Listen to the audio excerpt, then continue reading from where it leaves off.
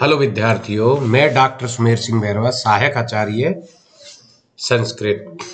मैं जो बीए पाठ तृतीय वर्ष के विद्यार्थी है और उनके लिए जो तिगंत प्रकरण का अध्ययन करवा रहा था, उस तिगंत प्रकरण में मैंने आपको भू धातु के प्रथम पुरुष के तीनों वचनों अर्थात भवती, भवता, भवंती और मध्यम पुरुष के तीनों वचनों भवसी, भवता, भवत की तिगंत प्रकरण के माध्यम से सिद्धियां सूत्र सहित व्याख्याएं मैंने आपको बताई थी। आज मैं जो आपको बताने जा रहा हूं उसमें आज उत्तम पुरुष भू धातु का जो उत्तम पुरुष माना गया है और उत्तम पुरुष की जो तीन वचन है भवामी, भवावह और भवामह।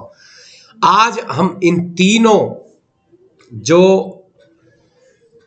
धातु है, इन तीनों का वर्णन, उत्तम पुरुष के तीनों वचनों की जो धातु है, इनकी हम रूप सिद्धि एक तरह से यहां पर करेंगे। तिगंत प्रकरण की सिद्धियां का वर्णन करेंगे। तो देखिए, जो उत्तम पुरुष की पहली जो सिद्धि मानी गई है एक वचन की, वो है भवामी, भवामी।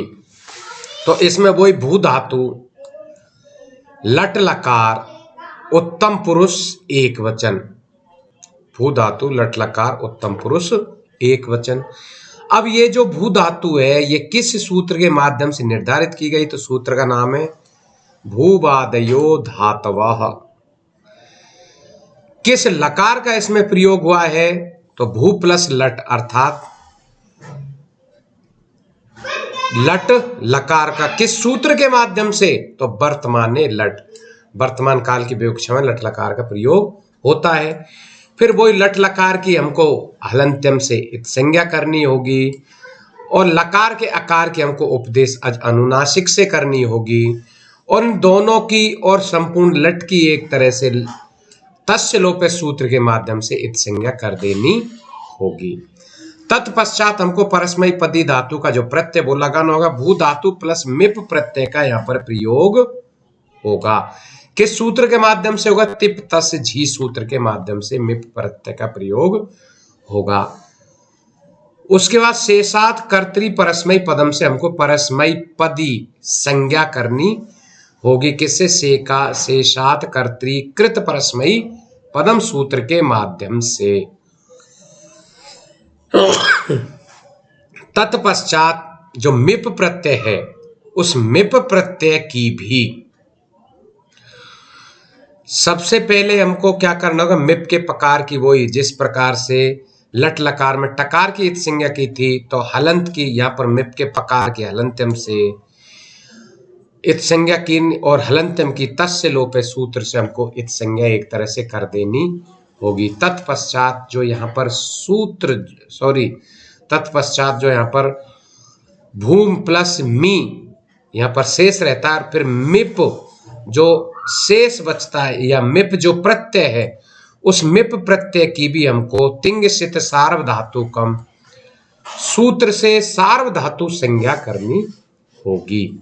सार्वधातु संज्ञा होने के पश्चात भू प्लस सप प्लस मी, भू प्लस सप प्लस मी, यहां पर हमको एक तरह से सप का आगम करना होगा कर्तरी सप सूत्र के माध्यम से। तो भू प्लस सप प्लस मी, सप का आगम होने के पश्चात में भू प्लस अ प्लस मिप, तो पकार की हलंत्यम से संज्ञा, सकार की लसक को तद्धित से, तथा इन दोनों को भी तस्य लोपे सूत्र के माध्यम से हम यहाँ पर इत संज्ञा कर देंगे। सबका अशेष यहाँ पर शेष रह जाता है। भू प्लस अ प्लस मिप। तत्पश्चात हमको बोई सार्वधातुकार धातु कयो सूत्र के माध्यम से उकार के स्थान पर गुण आदेश यहाँ पर करना होगा। गुण आदेश होने के पश्चात में जो सूत्र पढ़ा है अपन ने अयादि संधि का, उस सूत्र का प्रयोग करते हुए ओ के स्थान पर अब आदेश एचो अयावा यावह सूत्र के माध्यम से हमको अब आदेश करना होगा। और उस अब आदेश का प्रयोग भी हम यथा संख्यम अनुदेश समान सूत्र लगा करके कर सकते हैं कि क्रम के अनुसार आदेश होता है। प्रसंग में एक से अधिक आदेश प्राप्त होने पर अंतः सदृश वही आदेश होगा जो उसके अंतः सदृश माना जाएगा। तो इस प्रकार से यहाँ पर भव प्लस मी, भवमी बनता है, लेकिन अतो दीर्घो यही सूत्र का प्रयोग करके और हमको जो यह आदि सार्वधातुक अदंत प्रत्यय माने गए उनके स्थान पर हमको क्या कर देना है, यहाँ पर दीर्घ आदेश एक तरह से हो जाता है। किस सूत्र के? अतो दीर्घो यही सूत्र के माध्यम से। इसलिए यहाँ जो रूप सिद्ध होगा वो भवामी रूप सिद्ध माना जाएगा। तो इस प्रकार से उत्तम पुरुष की जो प्रथम उत्तम पुरुष का जो एक वचन है भवामी, ये सिद्ध रूप माना जाएगा। उसी प्रकार हमको भवावह जो द्विवचन है वो बनाना है।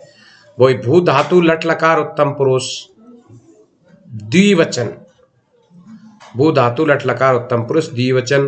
भूवादयो धातु से भू धातु, भू प्लस लट वर्तमान लट, फिर हलंत्यम से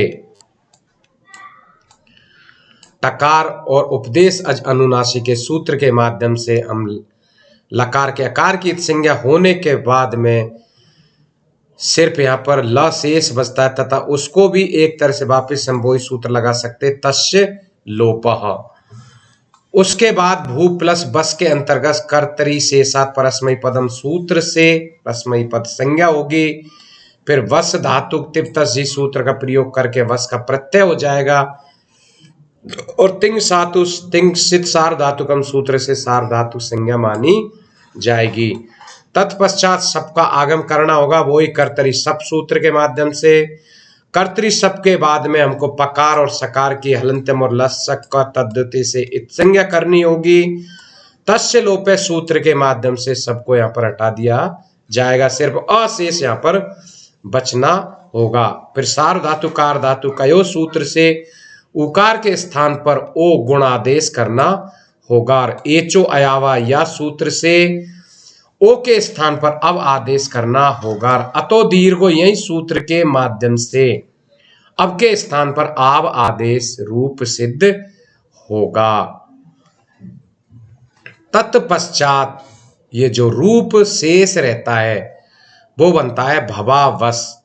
उसके बाद जबकि हमको बनाना है भवा वह, तो से सजु सो सु सूत्र का प्रयोग करके सकार के स्थान पर रु आदेश, उकार की उपदेश अनुनासिके से और तस्य लोपो से इनको हटा दिया जाएगा। खरवसानी सूत्र के माध्यम से वापिस से हमको रकार के स्थान पर विसर्ग आदेश करने होंगे। इति सिद्धम।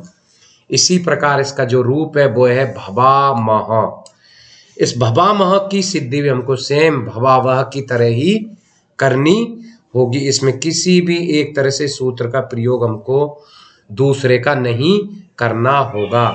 वही लट लकार उत्तम पुरुष बहुवचन, भूवादियो धात्व वर्तमाने लट, हलंत्यम उपदेश अज अनुनासिके तस्य लोप। यहाँ पर जो परस्मयी पद प्रत्यय का प्रयोग है वो है मस प्रत्यय, जो कि कर्तरी शेषात् परस्मयी पदम सूत्र से मस का प्रयोग माना गया है। तत्पश्चात तिप्तस जी सूत्र के माध्यम से मस का प्रयोग और मस की भी वापिस से सार धातुक संज्ञा की जाएगी।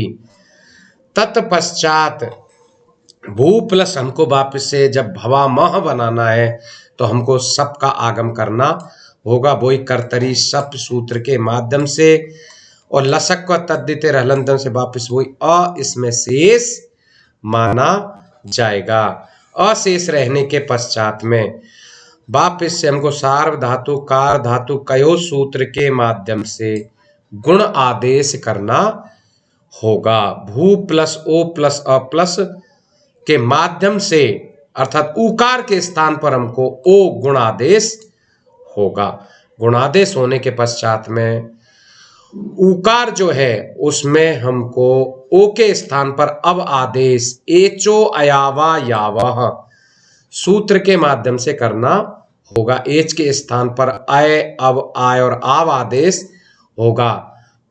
तत्पश्चात यथा संख्यम अनुदेश से समानम सूत्र से ओ के स्थान पर अब आदेश कर देना होगा। अति दीर्घो यही सूत्र के माध्यम से अब के स्थान पर आव भवा आदेश यहाँ पर सिद्ध हो जाएगा। से सजू से रू के माध्यम से सकार के स्थान पर रू आदेश उपदेश से उकार की इत्संज्ञा या लोप और र तथा खरवसानियों विसर्जनीय सूत्र लगाने से रकार के स्थान पर विसर्ग आदेश होता है। तो इस प्रकार से जो लट लकार है, उस लट लकार की जो सिद्धियां हैं, वो लट लकार की जो सिद्धियां मैंने आज आपके सामने यहाँ पर प्रस्तुत कर दी है। निश्चित रूप से आपके इस लट लकार में भू धातु की सिद्धियां प्रश्न पत्र के अंतर्गत निश्चित रूप से आएगी। आपको जिस प्रकार से मैंने इसमें समझा, उसी प्रकार आपको सूत्र यहाँ पर लगाने होंगे। धन्यवाद।